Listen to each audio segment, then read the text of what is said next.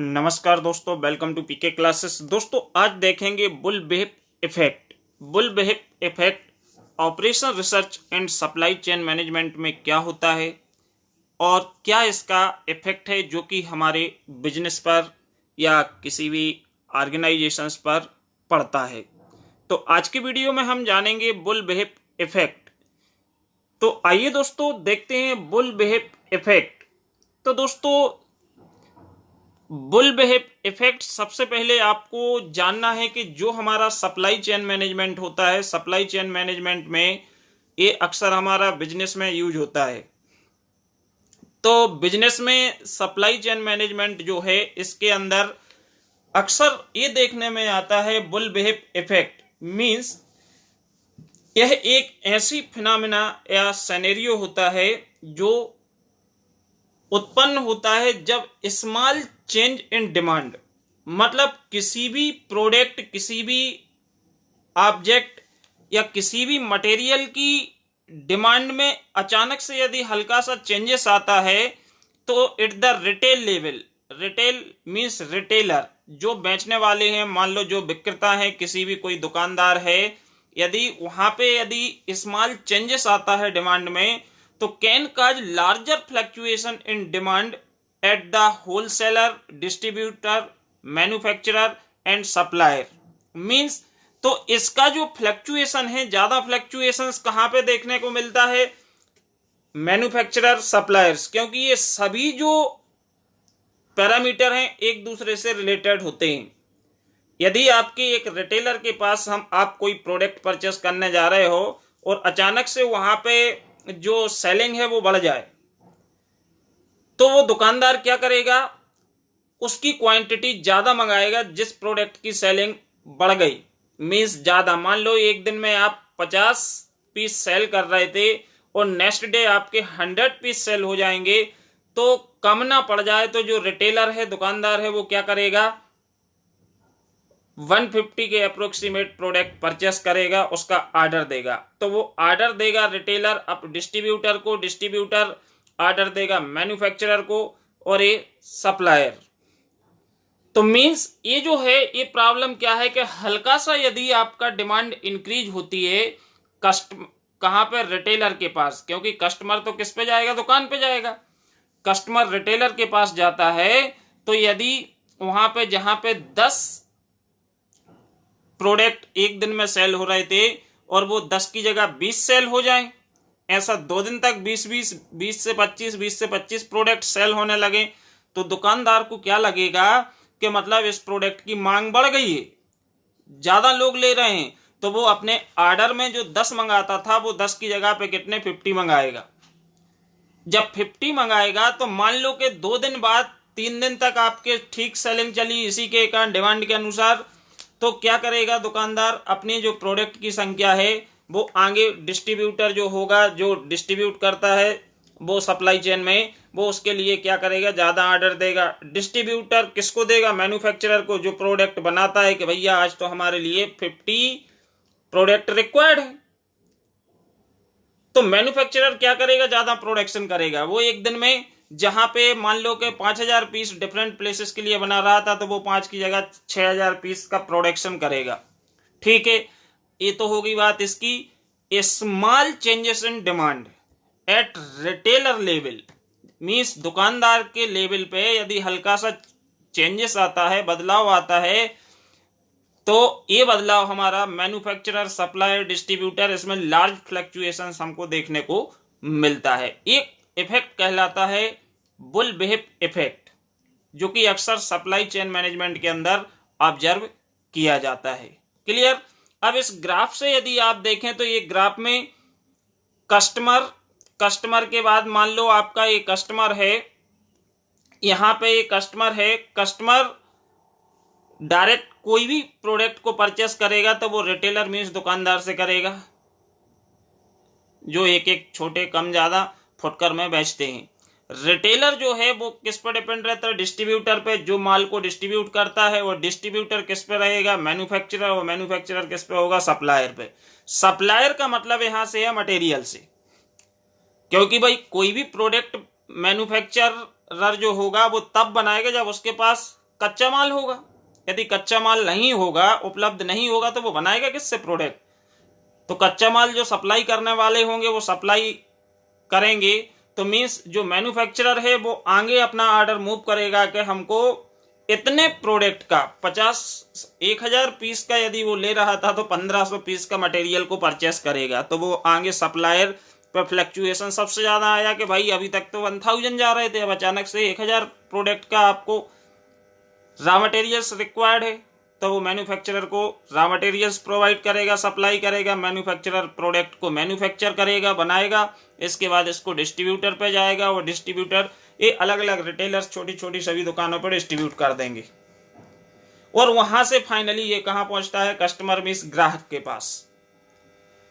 तो बुलविप इफेक्ट है ये आपका इसी को रिप्रेजेंट करता है सप्लाई चेन मैनेजमेंट में, कि यदि स्मॉल चेंजेस आता है रिटेलर लेवल पे तो हमको देखने को मिलता है large fluctuation in distributor, manufacturer, supplier. इन जगहों पे हमको लार्ज फ्लक्चुएशन है जो कि देखने में आता है। तो ये कहलाता है बुलविप इफेक्ट। अब इसके यदि एग्जाम्पल्स की बात करें तो सिंपल सटीक एग्जाम्पल्स जो हैं वो आपको बताएंगे, जिससे आपका कॉन्सेप्ट एकदम क्लियर हो जाएगा।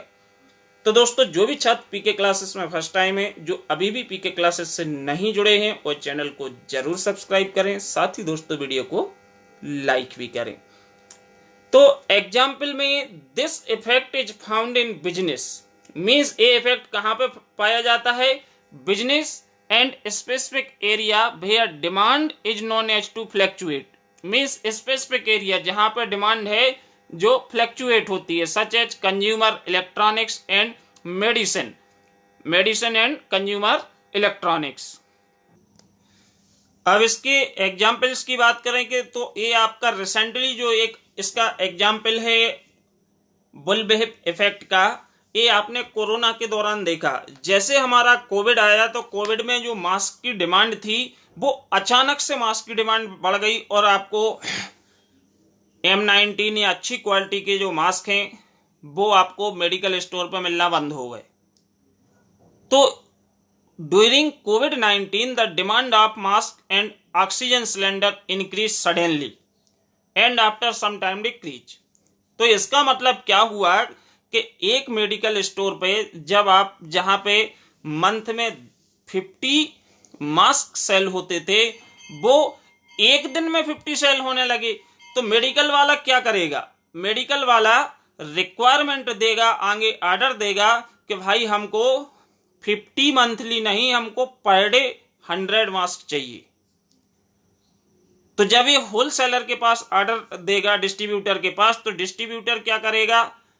ये ऑर्डर आगे मैन्युफैक्चरर के पास भेजेगा, मैन्युफैक्चरर क्या करेगा? रॉ मटेरियल के लिए सप्लायर को देगा, तो जब सप्लायर रॉ मटेरियल प्रोवाइड करेगा तो ये बन के तैयार होगा और ये मटेरियल्स आपका अवेलेबल होगा। तो ये मटेरियल जैसे अवेलेबल होगा तो वो मैन्युफैक्चरर मास्क को बनाएगा, बनाने के बाद एक इसको डिस्ट्रीब्यूटर को दे देगा, डिस्ट्रीब्यूटर रिटेलर को देगा, रिटेलर के बाद कस्टमर के पास पहुंचेगा। लेकिन ये जो प्रोडक्शन है ये पता नहीं रहता है कि ये जो डिमांड है वो कितने समय तक रहने वाली है। मान लो कि आपने नंबर ऑफ क्वांटिटी ऑर्डर्स में इंक्रीज कर दी डिमांड को देखते हुए, लेकिन नेक्स्ट 3-4 डे बाद ये मान लो कोविड खत्म हो गया या फ्यू डेज में डिमांड घट गई, तो जो माल बन के रेडी हो चुका है वो आपका क्या होगा?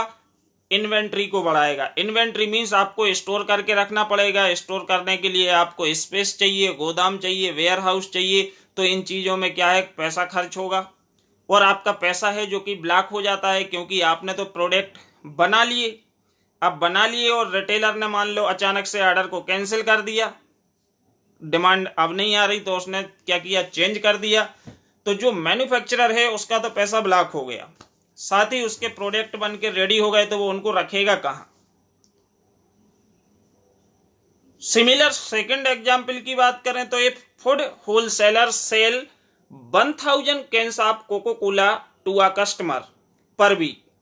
यदि एक फूड सेलर है जो कि 1000 कैंस कोको कोला की कस्टमर के लिए पर वीक सेल करता है, and the demand of cocoa cola increase up to 1500 in the next week. और नेक्स्ट वीक में यदि डिमांड बढ़ जाती है और कोको कोला की 1500 बॉटल या कैन सेल होती हैं, तो जो होलसेलर है वो क्या करेगा, ज़्यादा ऑर्डर देगा। 1500 आ रहा है मतलब वो 2000 का कम ना पड़े, 500 कम से कम रिजर्व में रहें कि डिमांड यदि बढ़ रही है तो हम उसको दुकान पे 500 एक्स्ट्रा में रखें कि यदि कोई आता है तो हम फटाक से उसको दे दें। तो यहाँ पे जब नेक्स्ट वीक में उसने देखा कि एक वीक में आपकी पहले 1000 कैन सेल हो रही थी, अब नेक्स्ट वीक में 1500 कैन सेल हो रही है, मतलब डिमांड मार्केट में है, लोग ज्यादा कोको कोला पी रहे।